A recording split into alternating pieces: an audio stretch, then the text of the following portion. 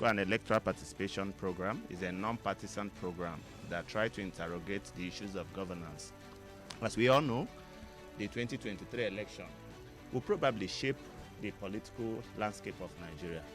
On the agenda, we want to bring the key political players to come and discuss issues of development with citizens and get feedback, because we believe that democracy is about the people. Welcome to the agenda.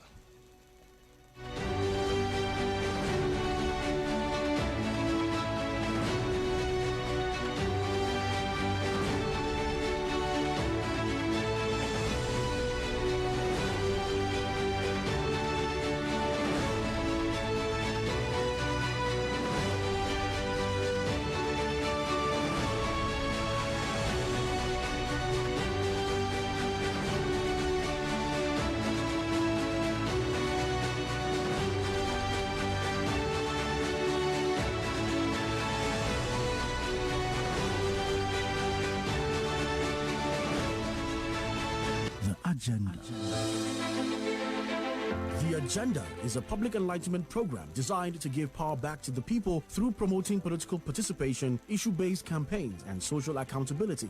The Agenda is a weekly program of active citizens by active citizens for all citizens, featuring in-depth analysis, news commentary, and issue-based interviews with stakeholders in governance and electoral process. The Agenda is about you, the listener, your power to determine who leads you, setting the agenda for public office seekers and holding them accountable. The Agenda, mobilizing citizens to meaningfully engage the 2023 general elections by making sure those seeking their votes have real intentions of true representatives. Tune in every Thursdays at 9 a.m. on Invicta FM 98.9. Join the conversation via phone-in and comment on our social media handles, powered by Partnership for Issue-Based Campaigns in Nigeria, PICAN, and Invicta FM 98.9, Kaduna. The Agenda. Nigeria, my agenda. The Agenda.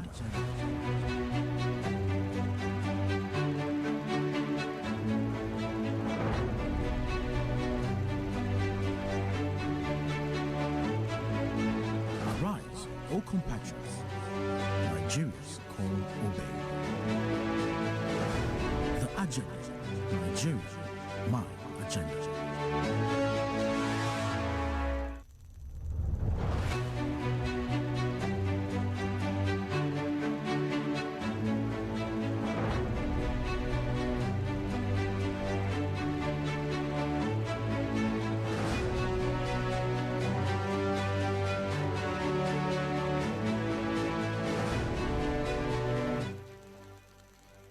Glad that you're still there waiting for us.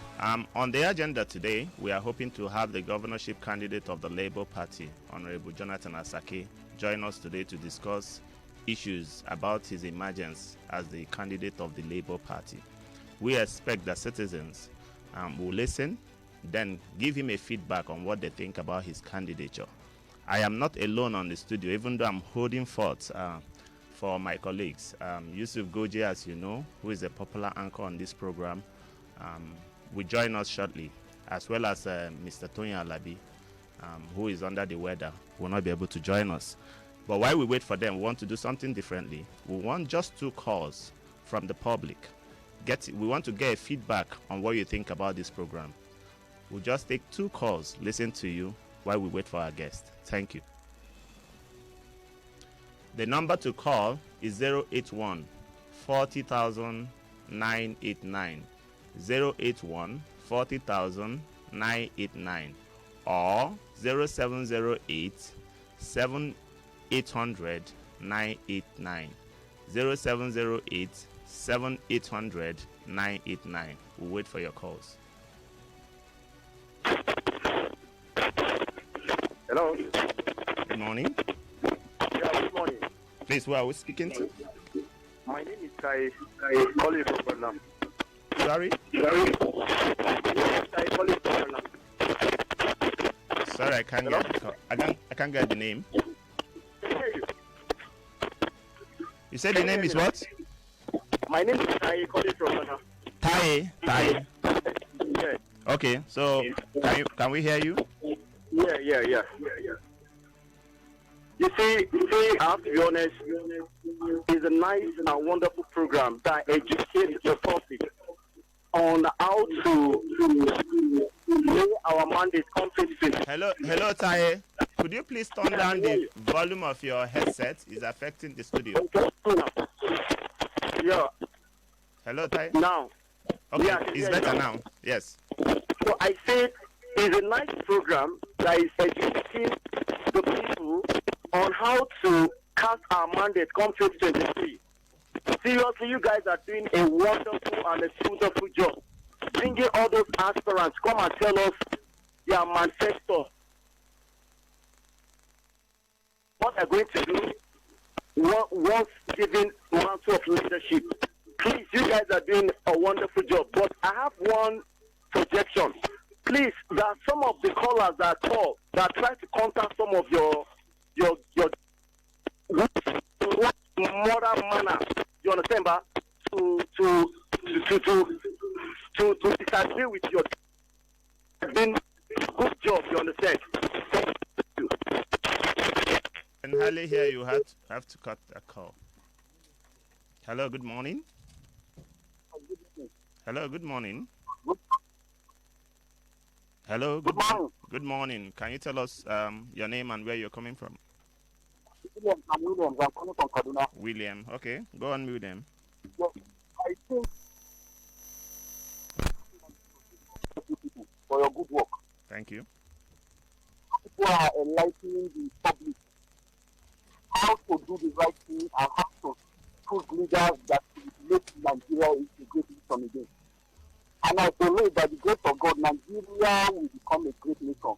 Amen. Those people who are causing confusion in this nation, God will know how to deal with them. I think okay. Thank you very much, William. As I said, I just wanted 2 calls. We've got the feedback, and from the first caller, we're going to work on the suggestion he has made. You can keep the conversation going by sending us a message on WhatsApp. The number is 0909 9800 989. Again, 0909 9800 989. We'll be back shortly.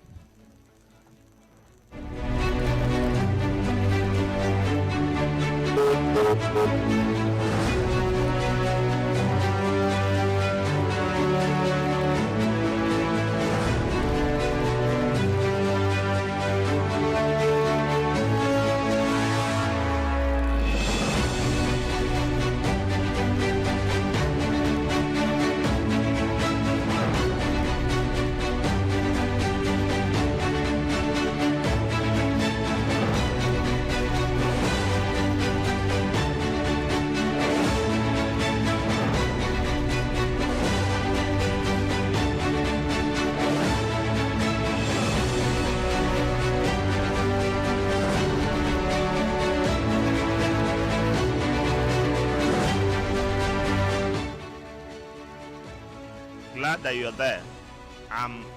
As I said, our guest today is a big fish. He's the governorship candidate of the Labour Party, Honorable Jonathan Asake. He's seated in the studio.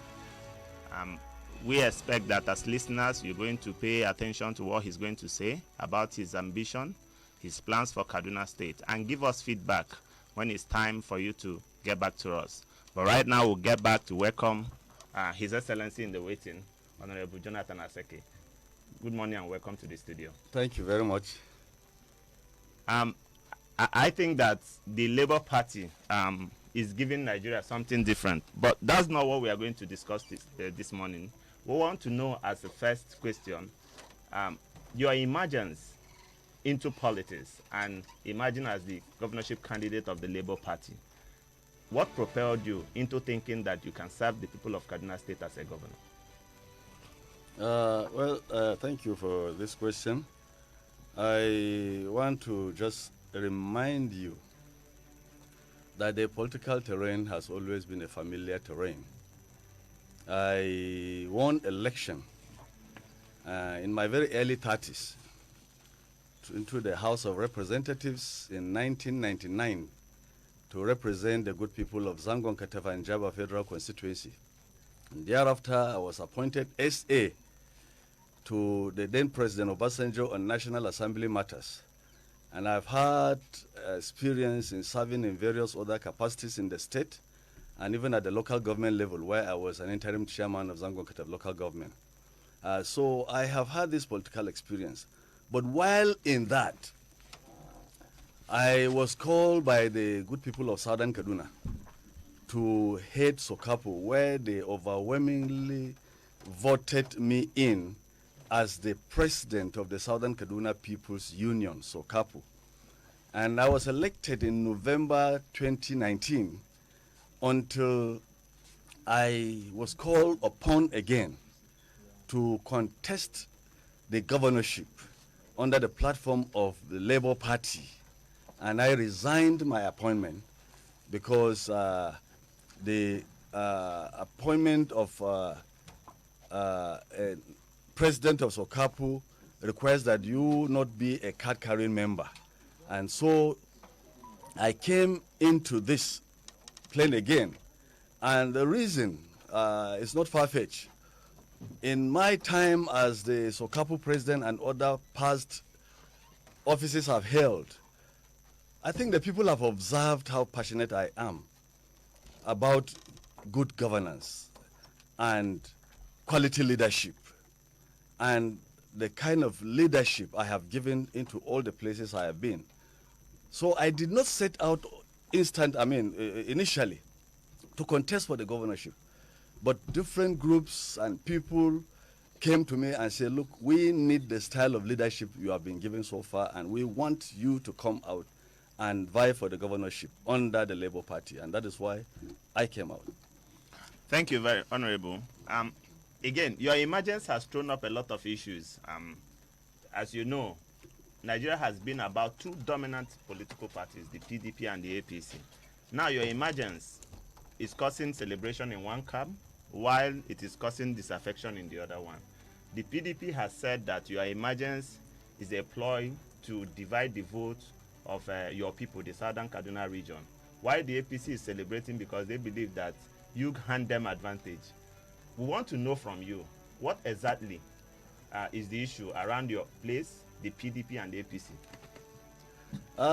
Certainly, you know, when there is a good product, there will be such dynamics of power interplay. But let me just clear the doubts here. You see, let me take you back to the national stage, first of all.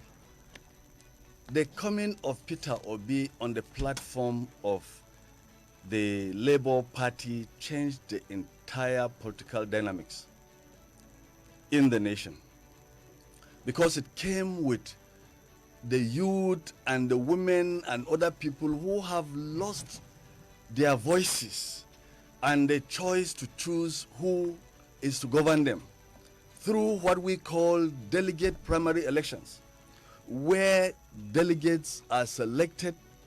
You don't know where they are selected, but just a few people are selected, and they are given huge sums of money to make a choice, not based on the quality of the person, not based on the capacity and capability, not based on the suitability or credibility, but based on how much one can afford to give a delegate. And Nigeria had gone to this pathetic level of throwing up leaders. And that is why we keep seeing the kind of quality, the poor quality of leadership we've been experiencing. And so the coming of Peter Obi on the Labour Party triggered a lot of anxiety and enthusiasm and renewed hope for the youth and the women and those that have lost their voices in this manner. And so the wind began to blow all over the nation. And this wind was coming to Kaduna State. And when it came, like I shared before, like I just told you, you know, there was the request that we key into this. And when I made myself available, then I knew that all hell will be broken loose by the very party that I have served for a very long time.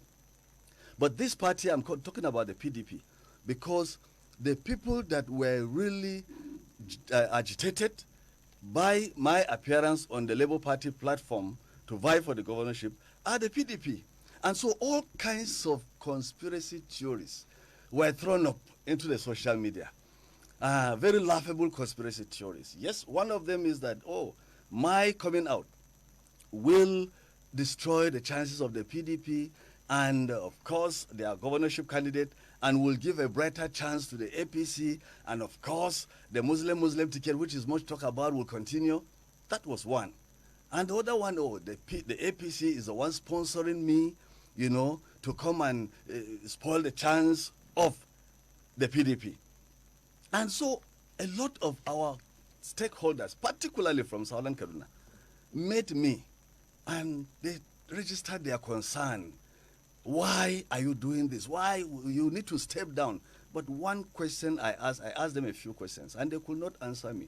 The first question I put to them is that, yes, why is it that you think that my coming to vie for governorship, which is my constitutional right, which is a demand by my people because they have observed the quality of leadership I've been given all the time, why do you think it is going to affect the PDP chances? Is it not about context anymore? They said, no, that the Southern Kaduna is the mainstay of the PDP. And the gubernatorial candidate of the PDP, Ashiru, is going to harvest his winning votes from Southern Kaduna. And that in 2019, that is what happened. And I asked them the question. In 2019, when you gave him the block votes from Southern Kaduna, did he win election? They said no. Was Honorable Asake there on the ballot? They said no. I say so. Something went wrong. Did he win his local government? They said no. And in other local governments like Makarfi and Kubau, did he win those local governments? They said no. So you are telling me that he can only win in the southern part of Kaduna State in PDP? They said yes. I said then something must be done. Then you must reverse it because there is still a window of opportunity to reverse the process. If he is going to harvest his winning votes from Southern Kaduna, then he needs to withdraw his candidature and allow Dr. John Ayuba, who is, to me, very much qualified, very experienced, very exposed, and very credible. Let him be the gubernatorial candidate and let Ashiru be his running mate, because the winning votes are from where Dr. John Ayuba come from. If you do that, I am going to step down my aspiration because that is what I have been looking for. I would step down my aspiration and support the candidature of Dr. John Ayuba. But if you don't do that, then something is wrong. And secondly, I told them, are you having assurance that Ashiru is going to win his local governments in the northern part? They kept quiet. And I said, okay, from 1999 up till today, 2022 that we are, the PDP has continuously harvested their winning votes from the southern part of Kaduna State. And they have not developed the sense enough to zone the ticket to the southern part where they have been harvesting them. So something is wrong. So it is, and neither is the APC, because the APC also have not only refused to zone this ticket to the southern part, but they have also introduced something that is divisive and has caused so much division and mutual suspicion, the Muslim ticket thing. So the Labour Party has given the southern part of Kaduna State this ticket. They need the support of everybody. Thank you very much for laying that background. It's a good place for us to now delve into the issues of development, but we'll do that after a commercial break. But just to introduce that, my colleague, Yusuf Goje, just entered the studio. Goje, good morning. Good morning to our listeners. Glad to be with you again this week. We'll be right back after this quick commercial break.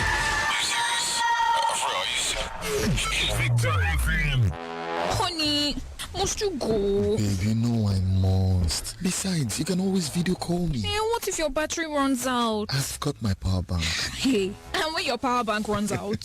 Babe, I've got my laptop. Okay, wait. What if your data runs out? Babe, you know we never run out of data. Never run out of data with Airtel Home Broadband Unlimited Ultra plans. Enjoy unlimited data with no speed cap plus extra data daily, so you never have to worry about running out. Visit www.airtel.com.ng/HBB to get started. Babe, but I just left the house. Yes, honey. It's video calling all the way.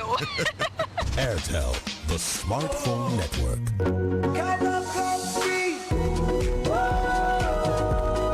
Taste it, love it. It's a beautiful day. You better taste it, love it. Enjoy the creamy coffee taste of Cowbell Coffee. Round the clock, it's really delicious. Taste it and you'll love it. Cowbell Coffee. Taste the creamy side of coffee. Now available in multi-pack pouches at 750 naira only. Power oil, power oil. Bunga cooking oil, we get different sizes and different packs. Oh, power oil, power oil. The one way they sweet me na mini pack 400 naira. Yeah. Power oil, power oil. Everywhere. Power oil, good for your heart. Power oil. No cholesterol. Power oil, no trans fat. Power oil. And people who listen to your heart use power oil. Power oil, power oil. Power and performance. That's what you get in every So Clean concentrated detergent pack. Power and performance. The essence of Paris Saint-Germain. With the concentration of powerhouse players Kylian Mbappe, Neymar Jr., Lionel Messi, Sergio Ramos, and Achraf Hakimi.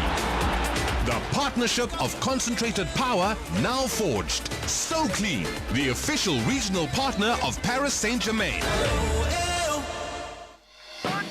Everybody sabi, sabi. That no sabi for people who sabi. Good for the body, good for the pocket. That no sabi, double double milky enjoyment. Oh, you get the protein, you know the tap pocket. Oh, only 40 naira, and it is totally body. Oh yeah, double double, milky enjoyment. Better not the that no sabi for people who sabi. That no sabi. As football season won't start so, everybody done ready to land for them location. Hurricane, Ihe Nacho, De Bruyne and Co. don't show EPL bus stop. Benzema and the Spanish League boys don't reach La Liga too. Giroud, Lukaku, even Pogba don't follow enter Serie A. Serie A day. Everybody don't show for the new football season as it dey hot on top Go TV. Now so my people, now bigger season with Premier League, Serie A, La Liga, Europa, FA Cup and more. Also ready yourself for FIFA World Cup Qatar 2022. Stay connected to Go TV or get Go TV decoder, Go Tenor plus 1 month max subscription for only 6,900 naira to enjoy greater football this new season. Go TV, love it. Quartz Mega Promo da Total Energies na ba da damar iya samun kyaututtuka idan kuka sayi man injin Quartz na lita 4 ko lita 5. Akwai kyaututtuka da yawa za a iya samu a wannan gasar har ma da sabuwar mota. Ziyarci kowane gidan man fetur na Total Energies ko masu izinin sayar da man Quartz don shiga. Wannan gasar za ta fara daga 1 ga watan Yuli zuwa 31 ga watan Agustan 2022. Akwai ka'idoji da matakan gasar. The Agenda. The Agenda is a public enlightenment program designed to give power back to the people through promoting political participation, issue-based campaigns, and social accountability. The Agenda is a weekly program of active citizens by active citizens for all citizens, featuring in-depth analysis, news commentary, and issue-based interviews with stakeholders in governance and electoral process. The Agenda is about you, the listener, your power to determine who leads you, setting the agenda for public office seekers and holding them accountable. The Agenda, mobilizing citizens to meaningfully engage the 2023 general elections by making sure those seeking their votes have real intentions of true representatives. Tune in every Thursdays at 9 a.m. on Invicta FM 98.9. Join the conversation via phone-in and comments on our social media handles. Powered by Partnership for Issue-Based Campaigns in Nigeria, PICAN, and Invicta FM 98.9, Kaduna. The Agenda. Nigeria. My agenda.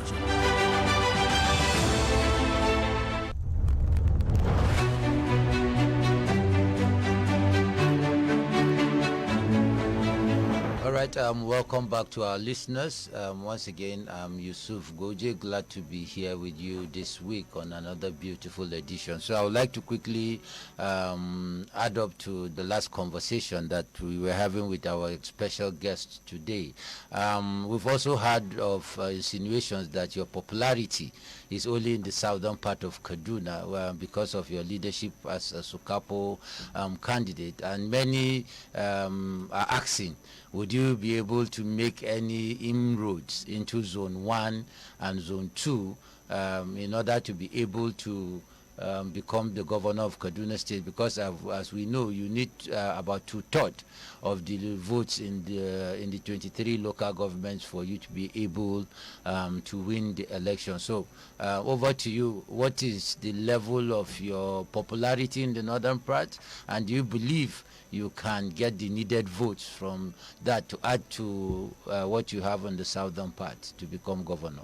You see, in politics, what makes one popular or unpopular is what other people know about you, your antecedents.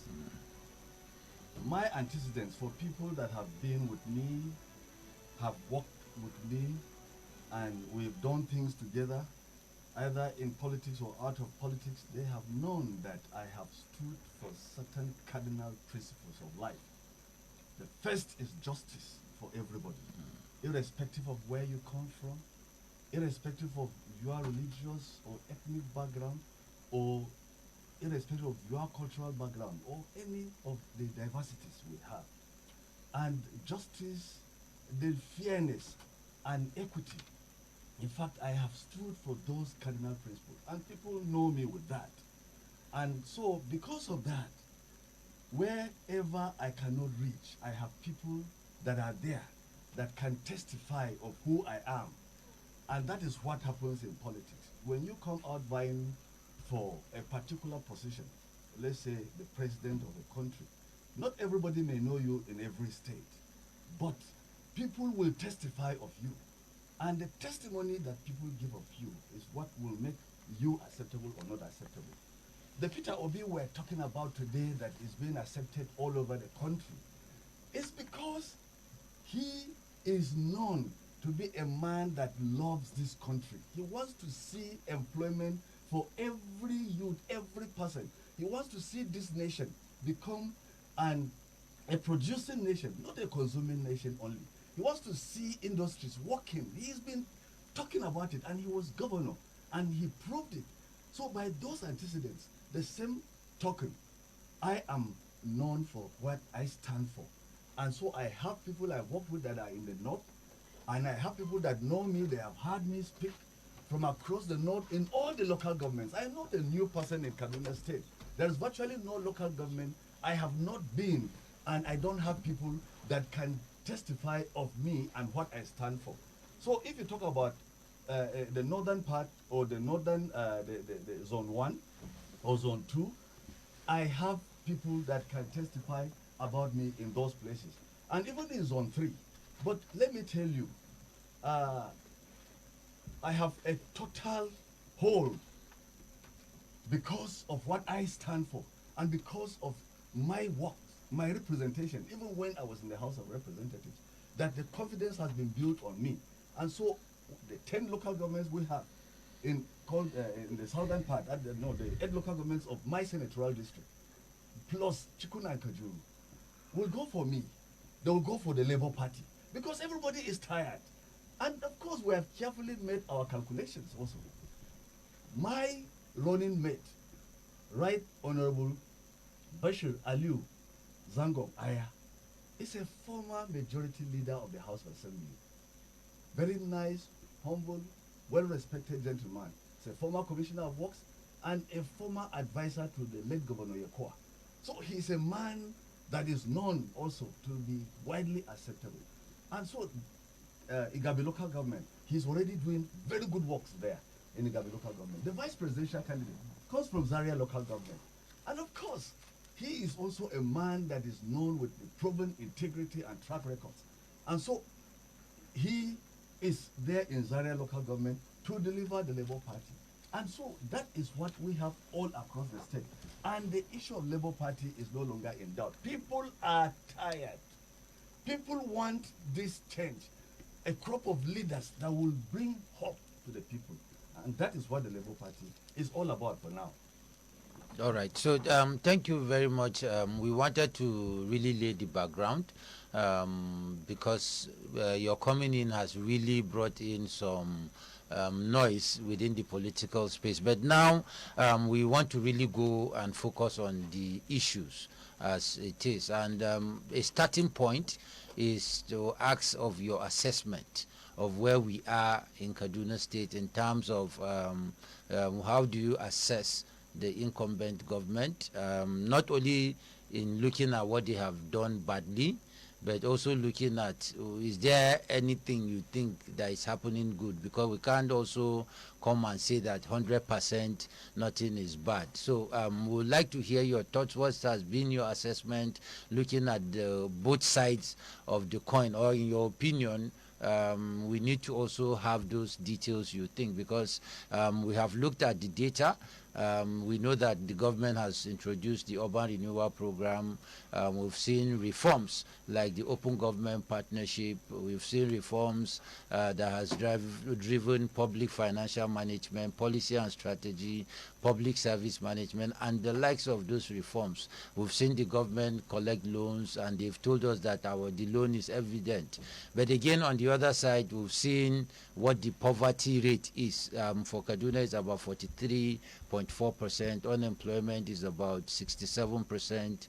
And then you have about 73% that are said to lack coping mechanisms for economic shocks. So what is your own assessment? From there, we begin to look at what you do in terms of security, revenue, health, and other areas. Well, you see, to be very forthright in my assessment, I need to be truthful. This government, what I can only score this government, and score them very highly, is that putting issues on paper, programs on paper, blueprint, they have succeeded in developing wonderful blueprints that appear to give hope to any observer that is waiting for good governance. But what I'm afraid to say now is that truly I have been disappointed, and many of the citizens of this state have been disappointed, because action has never backed up these things that we have seen on paper. The government of the day has not walked the talk. And so we have seen beautiful blueprints, but implementation has virtually been non-existent. You rightly said it, the unemployment rate today, and in fact, extreme unemployment, is about 44%. That is people who don't have any means of survival. They are not employed, they don't have any small business they are doing, they are just there, and nobody has a program for them to survive. And so what do? Little wonder we'll talk, I know I am going to talk very much about the insecurity, which is very close to my heart. And little wonder we have the insecurity that pervades the atmosphere in the state. But you see also, when you talk about unemployment, you see that all these things are interwoven. Now look at a situation. Let me just share a story of a widow that came to me. And she said, "Sir, I have a problem with my rent. I'm a widow. I have 6 children. And I am a caterer. I had a shop where we're making catering services, and I employed 8 workers. I was paying them. I was doing fine. I was paying my rent. But all of a sudden, overnight, the bulldozers came and flattened that business environment, and I moved. I had to reduce the workers. I had to sack 6 of my staff, leaving only 2. Got a smaller shop, and I was just managing my life. All of a sudden, the bulldozers came again without notice and flattened that place. I had to pack my things to the house. Now my children are out of school. I can't pay for school fees. Those 2 other workers I retained, I cannot even take care of them again because I don't have any business. My rent, the landlord has come knocking. I cannot pay my rent. Now this pathetic story replicates itself all over.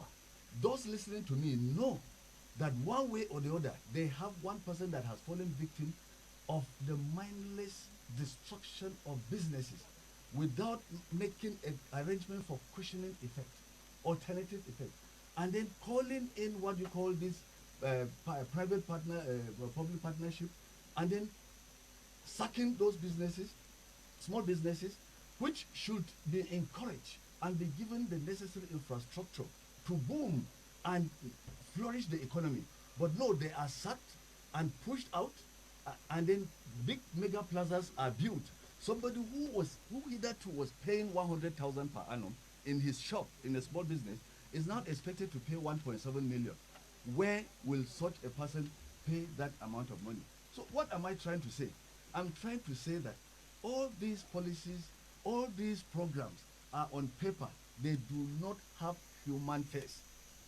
And so in my assessment of this government, I can conclude by saying this government has come up with programs on paper, but there is no human face to it.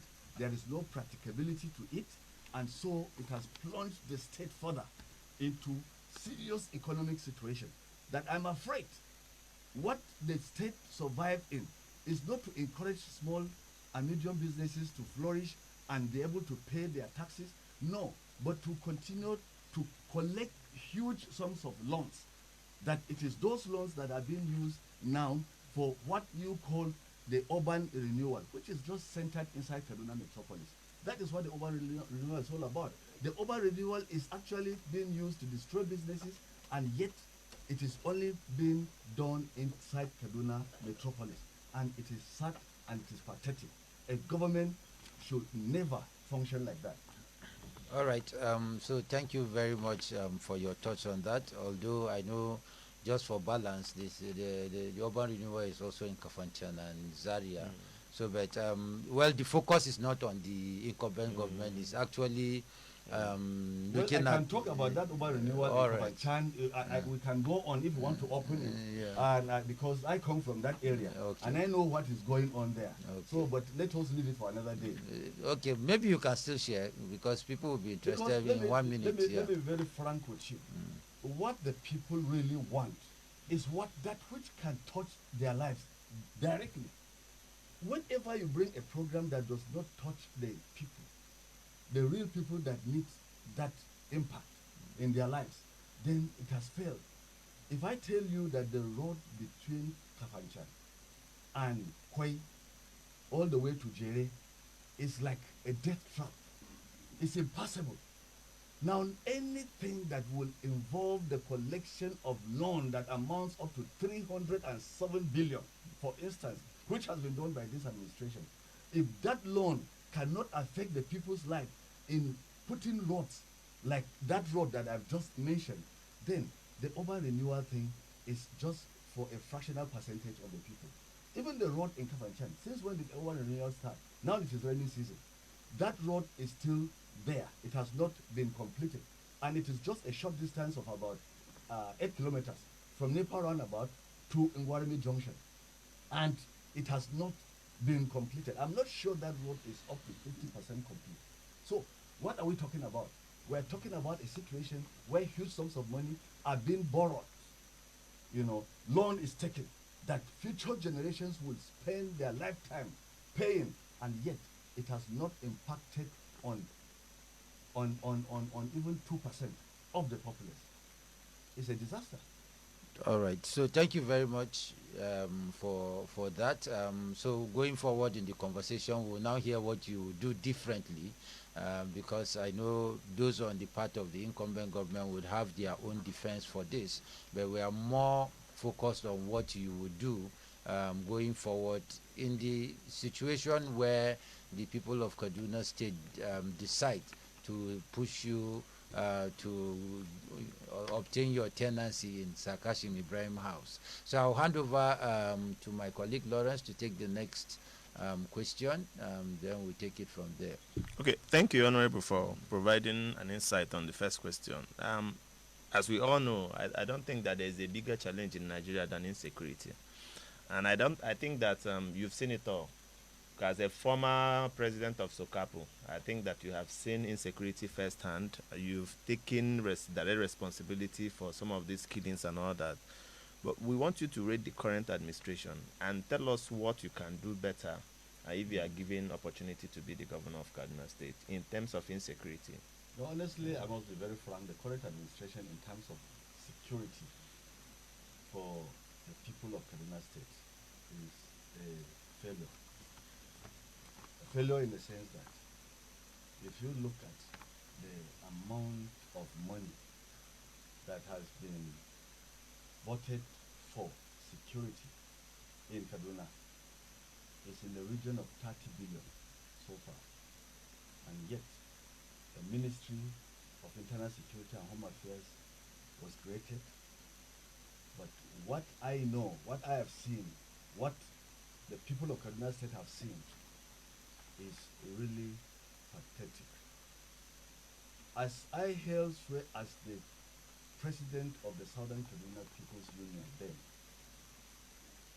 the sociocultural group is supposed to be an association of groups, ethnic groups in Southern Kaduna that should just foster unity, celebrate culture and what. But we found ourselves doing humanitarian intervention arising from terrorist attacks in communities across the state. And I've seen situations where communities are sucked totally into IDP camps. Like on the 18th of May 2020, about 18 communities were sacked in Kajuru local government, and they were displaced into camps in Remo, Kalla, and Gefe. And when we went there to provide humanitarian intervention, I asked the question to the displaced persons. All this while, has the state government or the federal government or the local government been here? They said no. No intervention. Now, in the area of security alone, if we look at what we have been seeing, you go and see a whole people displaced. Children have been out of school. Some communities, maybe for up to 5 years, 6 years running, and the children are out of school, and nobody ever cared for what those people are going through. So security is on top of my agenda. And the situation is the same if you go to Buningwari local government, Giwa local government, in the central district, you go to Igabe local government, and other local governments.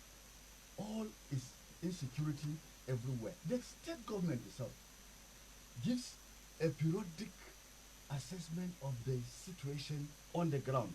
And when they give their report, just in 2020 alone, the report was that 1,972 people were kidnapped, just in 2020. Out of that, 937 were killed. But in Sokapo, we know that we have our own data, because I have come on air and I said our data in Sokapo is even higher than this, because most of these attacks are not captured by even the security agencies. But we know that in all these communities, we have our reports. And of course, in 2021, the figure went even higher, that 3,348 people were kidnapped. And out of this, 1,192 were killed just in 2021. And in the first quarter of 2022, this year, the report was that by the government, not by us, by the government, was 1,389 people were kidnapped. Out of this, 300 were killed. This is unacceptable. The main constitutional function of government anywhere in the world is for the security and the well-being of the people.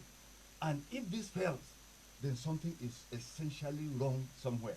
And if you look at even the kidnappings and in terms of the amount of money lost, in 2020 alone, Sokapo came with their figure of 900 million that was paid between January and December by communities in southern Kaduna alone. I'm not talking about the entire state. And 900, that's almost $1 billion. This money, which was extorted from poor people, could have been used to better the life of the people. And Khan gave their own figure of 400 million between 2015 and 2019 alone that was given to kidnappers. And in Birnin Gwari, they have said, the community leader there shocked the nation that farmers cannot assess their farms until they pay protection tax. And that protection tax is calculated within just the span of one day, that they have paid up to 400 million naira to just be protected, to be able to go to farm or to go to harvest. And what a very sad situation. Look at just the train victims, those that were kidnapped in the train. This year, just to release 7 of them, it was reported that 800 million was paid, apart from the 100 million that was paid by the managing director of the Bank of Agriculture. So that is almost $1 billion naira. Now, a serious government will investigate to find out these huge sums of money, where are they going? It needs to be tracked down by the intelligence agencies. And when they are tracked down, and I'm always of the view that if a crime is committed of 1,000 naira, the state can spend up to 1 million naira to unravel that crime, so that it will be a deterrent. It will stop further crimes. But when huge crimes are committed and it stops just there, people are just paraded on television, and after that you hear that phone calls are coming from higher authorities, higher orders from above, and that is the end of the story. So it encourages more crimes. Yeah, so I just wanted to add, because in 5 minutes we are going for a commercial break, right? Yeah, we have looked at your analysis of the current situation, and one is that we know that the state government is not in control of the security agencies. So in specific terms now, when you get to Sarkashim Ibrahim House, if the people give you the mandate, what would you do differently that the government has not done? Because yes, you have rightly said, based on budget analysis, about 30 or so billion naira has been allocated to security, even though that is not in terms of actual releases but allocation. Then you also have a situation where we have the government deploy technology. They've set up the command and control center, which they said they spent about 1.2 billion naira to come of it, and we know that we are seeing CCTVs and what have you. We know that the state government has set up the Kaduna Vigilante Service. They've, like you have said, set up the ministry. We have a peace commission. So, and all of these things, based on your assessment, seems to have not yielded the desired results. So what will you be doing differently if you are given the mandate to govern the state? Honestly, I have always been of the belief that with security, everything will begin to fall in place. You cannot have investors coming, both local and international, coming to your state if you cannot guarantee security. Many businesses have folded up. Many investors have taken a flight out of this state because of the huge insecurity situation on the ground. And so security is paramount in making anything work. People need to know that when you leave your bag outside, you come back after 10 minutes, you will see it there, or somebody would have taken and checked and say, let us look for it. But where people cannot even go on the roads right now, we have so many ungoverned places. Let me tell you, when you reach Dutse here or Rijana, all the way to Kaore, Shiroro, is ungoverned places. Government does not need to function like that. So these ungoverned places, we have enough manpower. These agencies should not just work in paper. They should practicalize. They should be empowered. Now, you talk about, yes, when I mentioned the 30 billion security votes, yes, if the money is not cash back, if the monies are not released, then where did those money go to? That is a question to ask. So government needs to be proactive and to be accountable and to the people that they are protecting. And like I said, my passion is about the security of the state. And where it has been done elsewhere, it has succeeded. Look at the governors of the Southwest. They have actually come up with what they call the Amoteco. Look at the Benue State governor. He has come up with his own vigilante, and they are working. But the ones the cadres here are only controlling crowd in ceremonies. And they should be empowered to actually go to places and access these attacks and protect people in their communities. Where people are sleeping, they are being carted away with their families. Where people are traveling, they are being stopped and carted away into the forest. Where people are going to the market, they cannot even get there. Where people are going to the farms, they cannot access their farms. It's unacceptable. All right. So, are we ready for? So, we'll just go on a quick commercial break. Come back and continue the conversation. Join us again. We'll be right back after this quick commercial break. Victor FM. Abin kauna na, ko za ka sabunta min rajistar data ta Airtel? Haba masoyiyata, ai komai kike ce kina so, zan yi miki. Duk abin da kike gani, ni ne nake yin rajista, amma fa ranar shagalin bikin aure na shine abin da nake kallo. Muhimman abubuwa da harkokin rayuwa ba sa yiwa sai da ingantacciyar data. Danna star 141 hash ka zabi data mai inganci da za ta yi maka aiki cikin inganci da gamsarwa. Airtel, the smartphone network.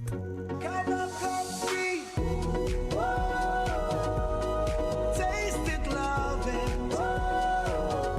It's a beautiful day. You better taste it, love it. Enjoy the creamy coffee taste of Cowbell Coffee.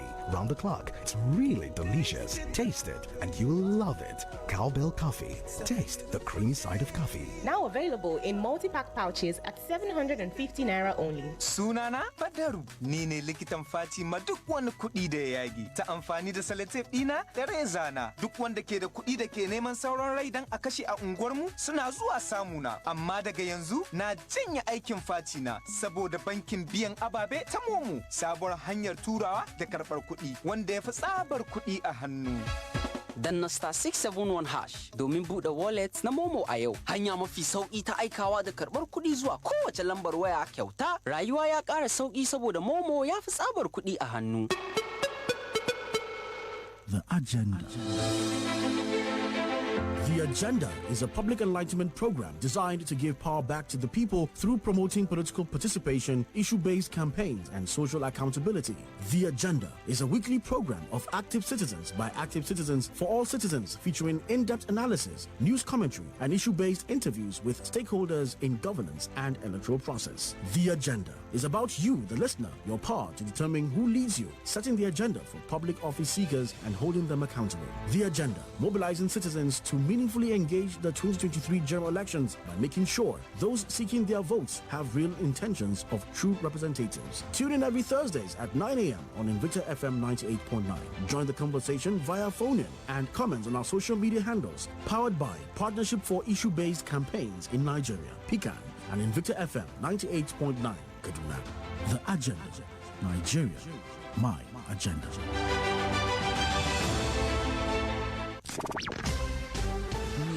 If stories need to be told, they should be told with precision, truth, and authority. Trust us to bring you unadulterated information on politics, economy, entertainment, sports, and all of life. From local to international news stories as they break. Invicta News at 8 a.m., 12 p.m., 6 p.m., only on Invicta 98.9 FM. Be victorious with us.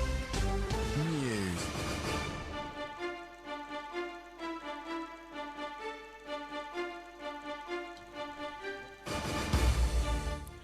This is Invicta 98.9 FM, Kaduna, Nigeria. I am Gilead Festus Awan with the news brief.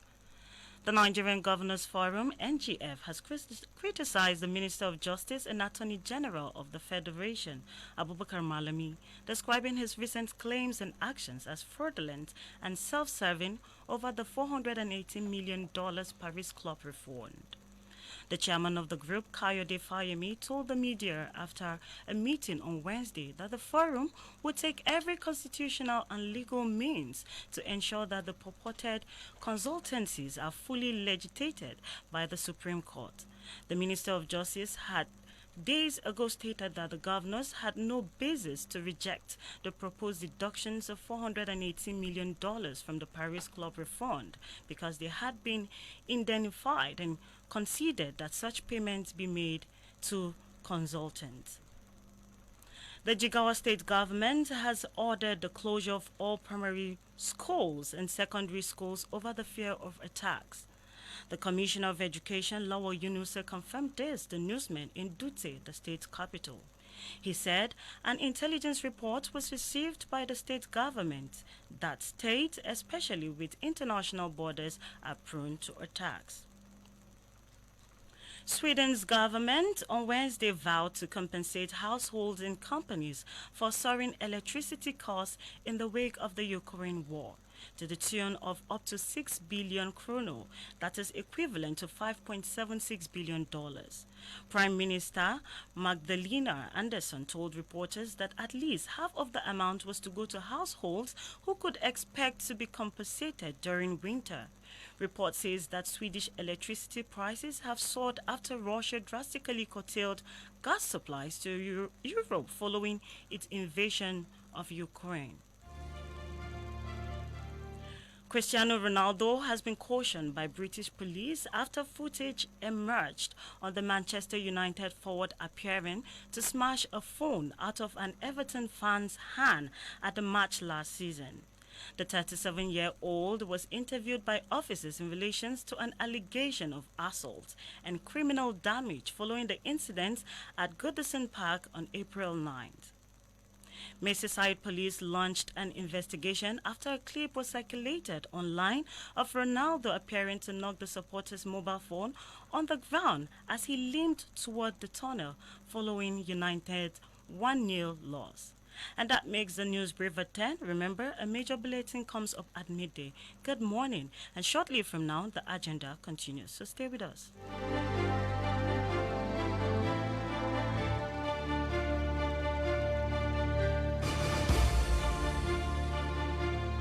The agenda.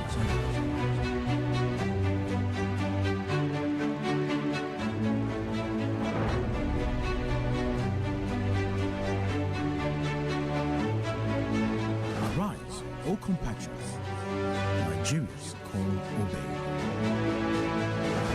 The agenda, Nigeria, my agenda.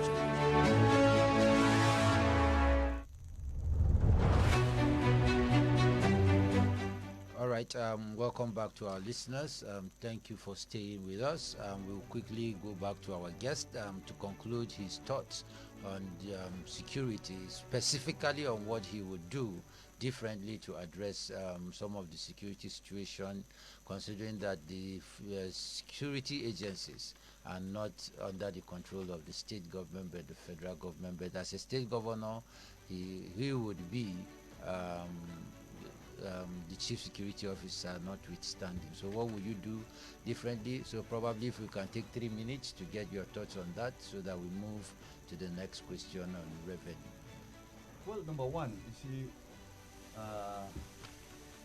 in the rural setting, we all know that these areas that government cannot reach, hitherto had traditional rulers there, either district heads or village heads all over, who actually served as chief securities.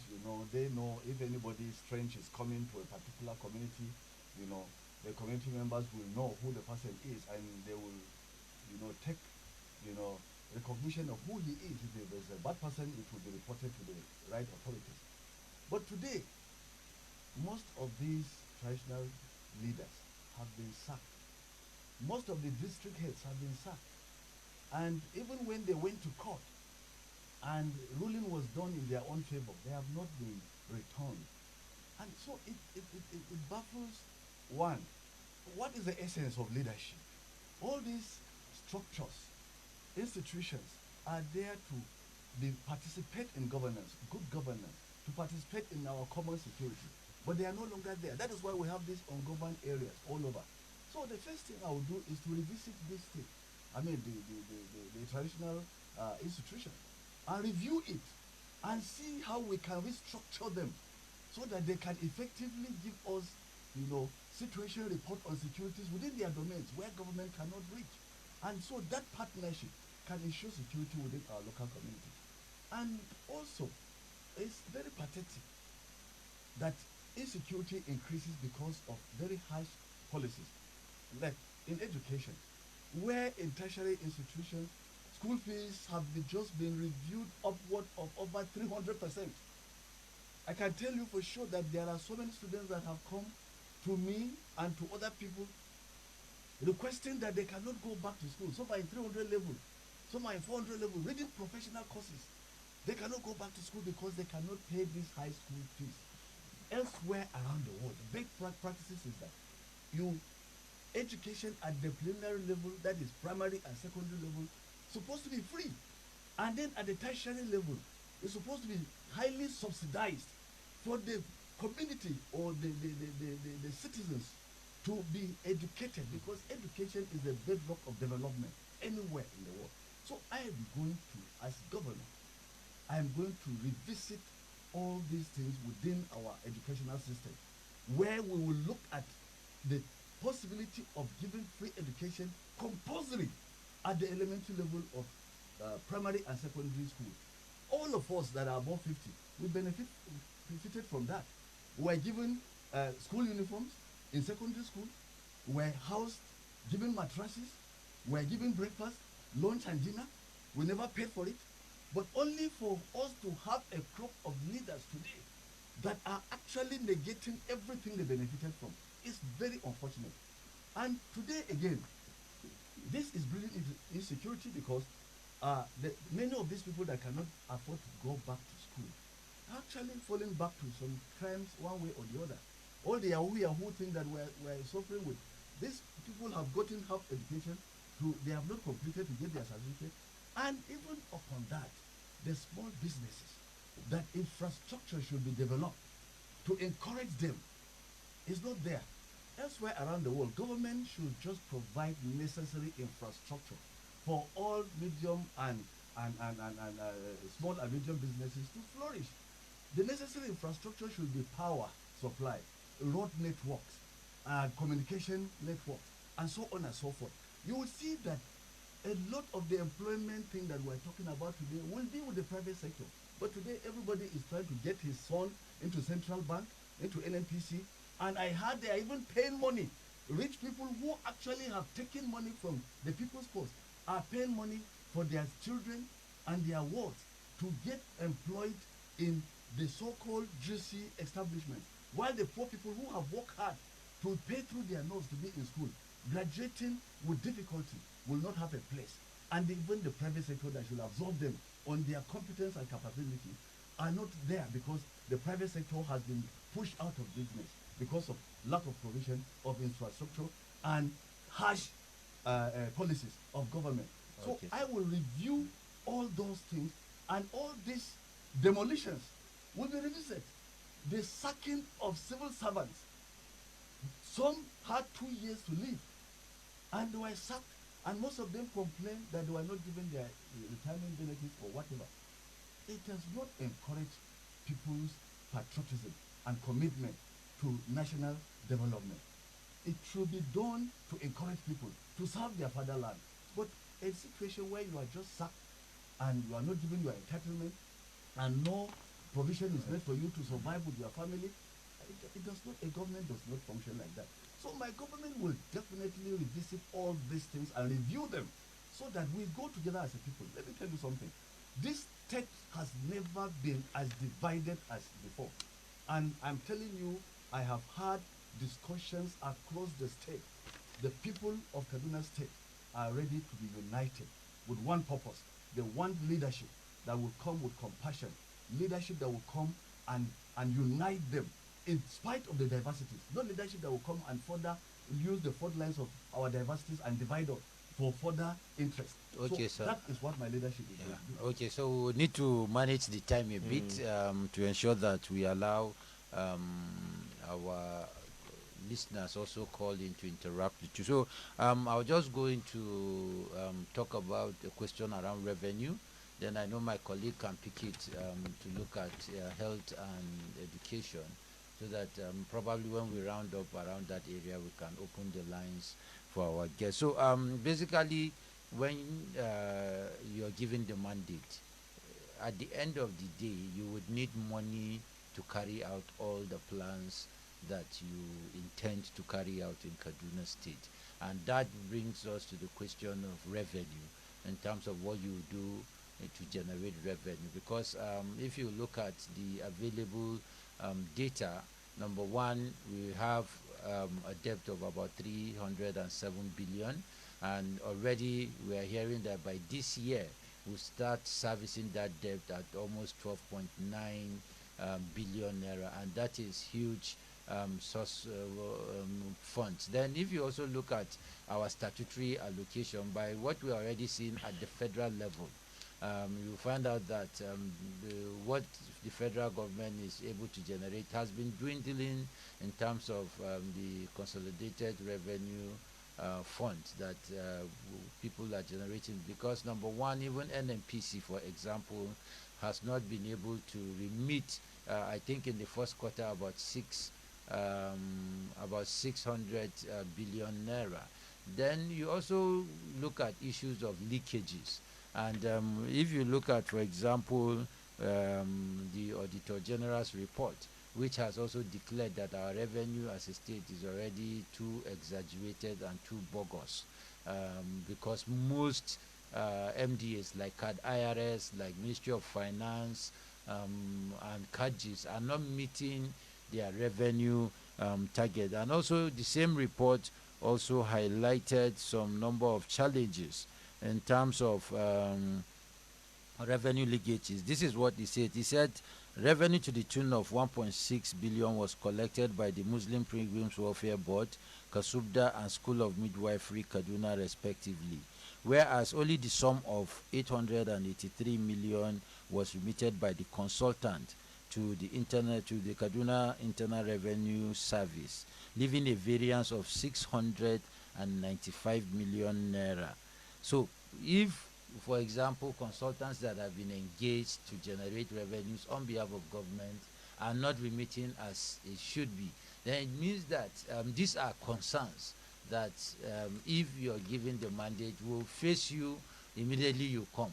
And Kaduna people will not listen to you blaming the previous government. They will be focusing on what will you do differently, or what are you doing differently at that point in time. So I want to know, what will you be doing to ensure that you are able to generate the revenue to carry out all the plans and all the things you say you will do? So maybe if we can take also 3-4 minutes on that. Well, if you heard me very well, I keep mentioning one very statement here. I keep mentioning the word review and revisiting. The review and revisiting, immediately, if given the mandate, immediately I will revisit most of these issues that are on the ground. I will listen to what the people of Kaduna State have been groaning, have been complaining about. In listening to them, I will collect all those complaints, all those agitations, and I will set to revisit every issue. In terms of revenue generation, how do you expect to generate revenue when the people that should give revenue are the same people that their businesses are being destroyed? When the people that should bring investment to the state are the same people that insecurity is chasing them out of the state? How do you expect to now, the only fallback position is to now access loans? Little wonder if the Auditor General's report indicates that the projection for the revenue are exaggerated and are bogus. Yes, it may be that the government of the day is only interested in accessing some of these loans. And when you access these loans, like we already have, like the Kaduna State, in fact, from the last this thing I saw, is the third most indebted state. I just had the day yesterday. That is the second most indebted state after Lagos. It was after Lagos and Rivers. And those two other states have their own sources of internally generated revenue. And they have their own ways of managing their own resources to generate more revenue to service these loans. But in the situation of Kaduna State, it is the reverse. The sources that should actually help in servicing these loans have been destroyed every day. So so I have to revisit all these programs and review them to ensure that necessary infrastructure is put in place to encourage foreign investors to come in and even local investors, to encourage small and medium businesses to flourish, and then we can harness this, and then we will also ensure that we avoid all these leakages, because that's the problem. This corruption thing that we're talking about is really the issue that is eating us up in this country and in the state. And so to avoid, to block all areas of leakages, that every kobo will count and every kobo will be flowed back to our common development programs. In fact, that is what we will do. All right. Okay. So I'll go to my colleague. Okay. Even though you've started mentioning some things in education, but I need to give you some statistics. In Kaduna State, there are about 20,267 classrooms that are housing about 2.4 million pupils. And even out of these 20,267, some of them need repairs, some of them don't have ceiling, some don't have even where students will sit. And with what you talked about, raising the the school fees of institutions owned by the state, it means that education is gradually going out of the reach of the ordinary people. And as you rightly pointed out, is the bedrock of development. In fact, there is no state that is ambitious of developing its people that will not invest in education. Now, if you're given opportunity to occupy the Kashim Ibrahim House, what are you going to do exactly around education to make sure that the next generation of leaders in Nigeria get proper education that will help them sustain legacies or even build ambitious legacies for the state? Like I said, and I keep saying, various sectors and segments of our life in the state, have been substantially destroyed. And education sector is not left out. It's pathetic with the figures that we have today, that classrooms are only existing, as a structure. But it is not the classroom that exists or the structure that matters. It is what it is used for. If students cannot afford to use those classrooms, or if they don't have the facilities, that can be in those classrooms, if we may have hospitals built, and you pride yourself of having built hospitals, but if you do not have capable medical, staff and drugs and necessary drugs to equip those hospitals and equipment to equip those hospitals, they are all there in vain. So we are having, we are just having speed and moving around, but in a circular path. We are not progressing, and that is what we have today. So, like I keep saying, we will certainly review every sector, every program, seeing how we can improve it, and it will be people-oriented. It will be what will develop the human capacity. First of all, education is one of those things that will develop the human capacity. And once we don't do that, once we allow education to go down the way it is, because even at the tertiary level, school fees has forced people out of school. Even at the local, the primary school and secondary school, we only have dilapidated buildings which are regularly painted and presented to the public, as having done renovation and building new schools. But the facilities are not there. So when we deceive ourselves in this manner, we definitely cannot get to where we're going. And we have to catch up with the rest of the world. We have to catch up with other states, even in the nation.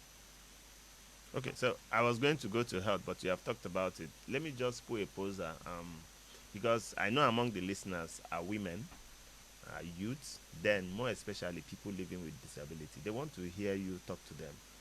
What will you say to women, especially to youths and people with disability, who are also listening to you, to know what they can get from you, to help them make up their mind whether to vote you or not? Do you know the real critical sector of our society that really work hard to bring government in place, that go out to queue in the sun, in the rain, to vote? That is the segment of our society. The youth, the women, and the people with disability.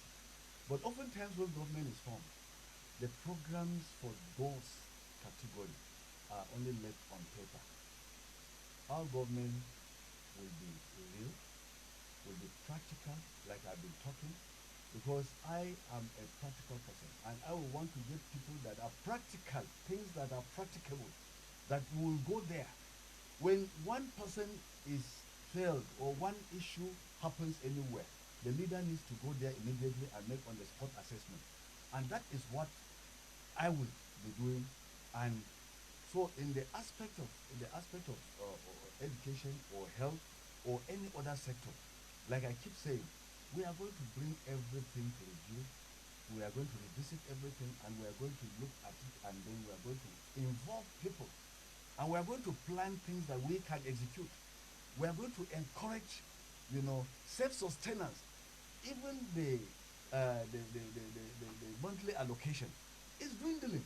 Everybody knows. So states will have to begin to think inward on how to improve internally generated revenue. There is virtually no local government in Kaduna State that is not endowed with huge human and natural resources. All that it needs is leaders that understand this trend, invite experts to come and exploit these resources for the development and the progress of our dear state. And it will, of course, affect the country. Thank you very much, Honorable Jonathan Asake. This is the agenda. With us this morning, trying to build on his ambitions, trying to talk to the people of Kaduna on what his programs, policies, and actions will be if elected governor is Honorable Jonathan Asake, the governorship candidate of the Labour Party. To you listeners who have patiently waited, now is the time to get to us. Tell us what you feel about his candidature. The studio lines to call is 081 40,000 989. I call that again, 081 40,000 989. You can also reach us on 0708 7800 989, 0708 7800 989.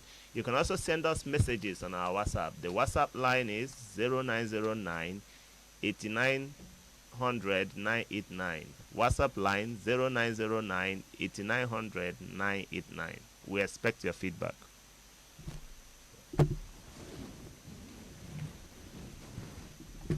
Hello, good morning.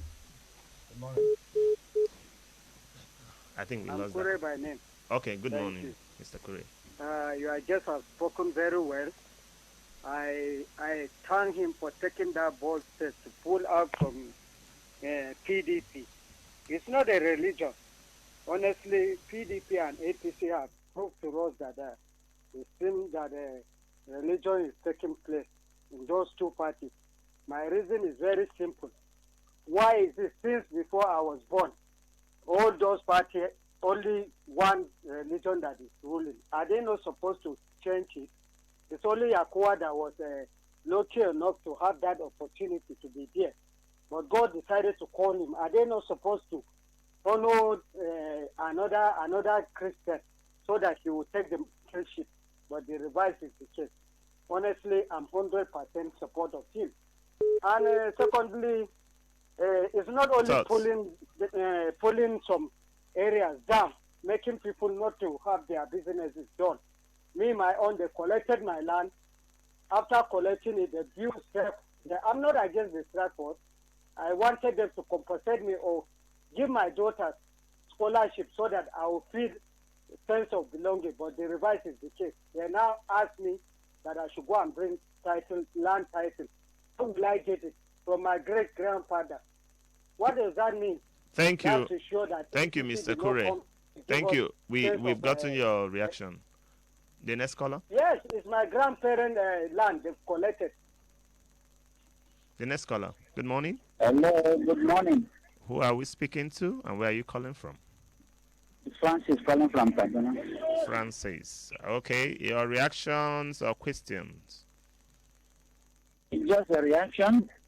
I want to also congratulate the guest in the studio for taking the bold step to pursue the position he's trying to achieve. By the grace of God, the people of Kaduna State will give him the maximum support he needs.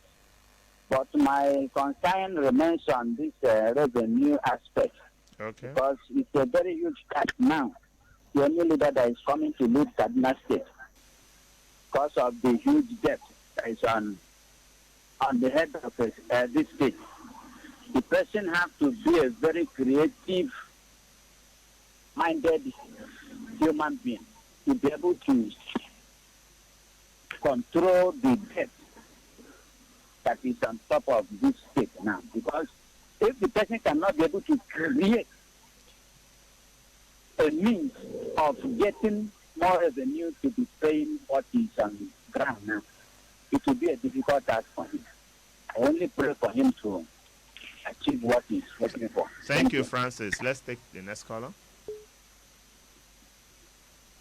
Good morning. Hello, good morning. Good morning. What's your name and where are you calling from? My name is Peter. I'm calling from Kaduna. Okay. Your reaction, please. Yeah, yes, I really congratulate your guest for have touching almost virtually every nook and cranny of the areas that people are finding it difficult in the present dispensation. Now, he talked of demolition that has taken place and the rebuilding of infrastructures in Kaduna State. And he made mention of the plazas that have been built all over Kaduna State and the amount the common man has to pay before he got the shop, either buying it or renting it. What is he going to do to elevate the poor masses? Because we know that the people that have been occupying these areas are people that cannot afford even up to 100,000 naira as their own money, but they were asked to pay 2-point-something million and 3-point-something million as the case may be. Where are they going to get this money? Thank you, Peter. Secondly, can you please round up so that other people can take other people's call? Thank you. Okay. Secondly, what is he going to do if you look at into Kaduna State now? You cannot understand that the Kaduna State has been divided along the ethnic and the religions. What is he going to do different to reunite Kaduna State to go back as it used to be in 80s and 90s? Thank you very much. Thank you very much. We'll now go to our Facebook to get reaction. Then we'll come back to our guest for his own reactions. Okay, and from Facebook we have this reaction or message rather coming from Akaya Stephen, and he says APC have nothing to offer Nigerians. The only propaganda they have is to introduce Muslim tickets. Okay, sorry, I can't take that message. Please be mindful, this is radio. We should watch our words, our choice of language, actually. And then Zakaria John Dam says, I see Mr. Asake's gubernatorial ambition as just a way of him wanting to test his popularity, and he's doing it at a very wrong time. I can't see him going anywhere. He should just tell himself the truth and honorably forget about this 2023 contest. Okay? And David Omacha is saying, apart from being generally perceived as agent of APC, how is your mind? Do you believe your candidacy can fly beyond Southern Kaduna, especially being the immediate past chairman of association like Sokapo, that everyone knows what it represents in Kaduna politics? Okay, Estefanus Dantoro is saying, good morning, sir. I want to ask you a question whether, if he has good followership from the northern part of the state, wishing him all the best, okay? And Batsug Barna Stephen says, can you, Honorable Asake, tell us if you have issues with Reverend Andrew Doya for Sokapo leadership? These are the questions and reactions we have so far. Okay, Honorable, the floor is yours now. Well, let me start with the first person, Mr. Kure, who talked about his land being taken. This same story, I have just said it here, replicates everywhere. There are so many people that have been unjustly treated like that. And I said we will revisit most of these issues and address them for the sake of peace and continuous development of our state and progress in our state. Mr. Peter talked about what we will do for those people that cannot rent these shops in these mega plazas that have been built. It's still the same thing. I have said it here earlier that we will not allow a situation where shops are taken from the common people and then given to private developers and then without making alternative arrangements. So we will review all these things. There is no how we can allow this thing to go. But Mr. Zakaria also went ahead to say that, well, that I am only testing my popularity. Well, that is what politics is all about. Sometimes you test your popularity.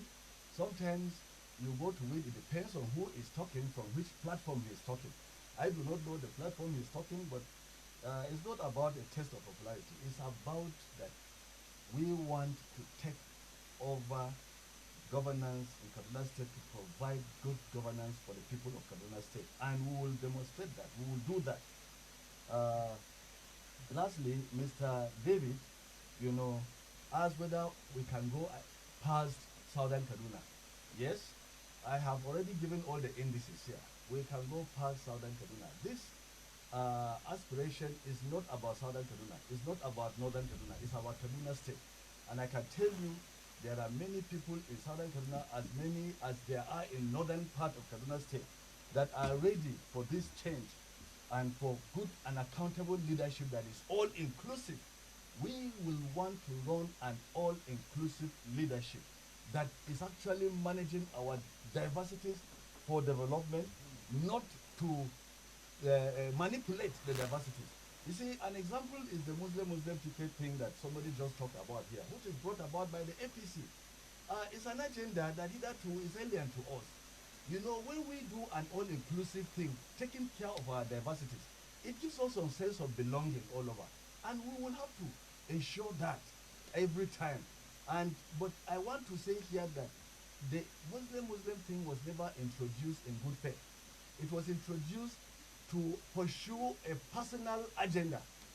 And when it was Muslim-Christian thing from 2015 to 2016, and the Muslim thing from 2019, and from 2019 till now, is there any difference? Were the Christians faring better during the Muslim-Christian ticket, or are the Muslims faring any better? The same situation confronts all of us. We go to the same market. Our shops are demolished everywhere. Either you are from the north, we are Christian or a Muslim. Our shops are being demolished. So it is a different agenda. So we have to devise issues that will bring us together and foster unity, not divisive programs. But the last one is whether I have a problem with Reverend Duya. Reverend Duya is one person that is also contesting under the platform of ABGA. And he's also from Southern Kaduna. In fact, to be specific, he's from Zango Katab local government. And I respect him a lot. And because we, the people of Southern Kaduna, also feel that we need to be given a chance, we will definitely talk to ourselves. If he needs to be the one to be supported, good and fine. But if I need to be the one to be supported, and it is clear that Labour Party and Jonathan Asake are the ones that that should be supported, good and fine. We will talk when the right time is come, but we don't have any problem with him. The only thing I know is that when it was time to contest in Sokapo, we contested with him. And he got 10 votes, It was keenly contested election. He got 10 votes. I got 281 votes. So it can tell where we are going, where the people of Southern Kaduna are going. So I don't have a problem with him.